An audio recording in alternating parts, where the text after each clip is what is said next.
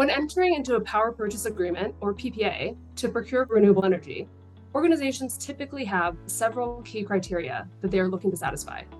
As urgency to address the climate crisis has grown, many corporate buyers are starting to prioritize carbon displacement value as one of their key decision-making criteria when it comes to impact.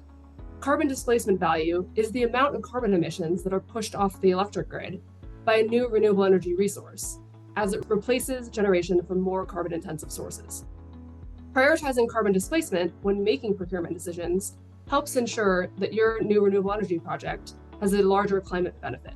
When thinking about a PPA's overall decarbonization impact, there are several things that organizations can consider. Market choice, or where a project is located, alternative technologies like battery storage, and how you might also include or address value chain emissions through your procurement.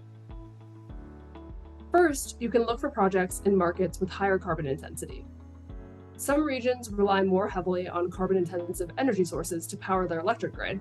So for example, in the US, the upper Midwest states that are more heavily coal-dependent have a higher carbon intensity than Texas, which has really been an epicenter of renewable energy development.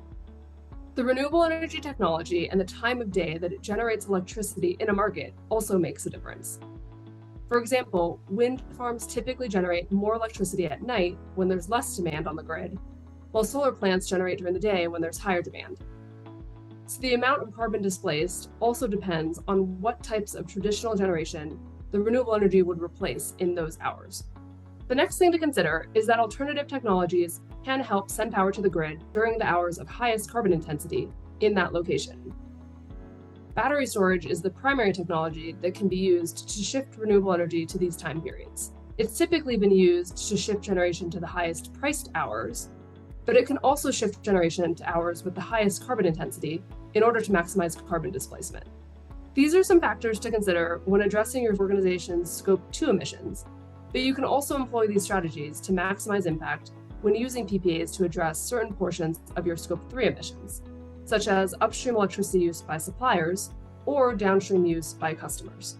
It's important to note that greenhouse gas accounting protocols currently do not differentiate between projects with the same amount of generation but different carbon displacement values. However, we do see a future in which there are incentives for maximizing carbon displacement. Reporting standards can be updated, or there could be regulatory changes.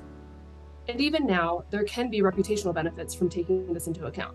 Companies that start focusing on this today can be ahead of the curve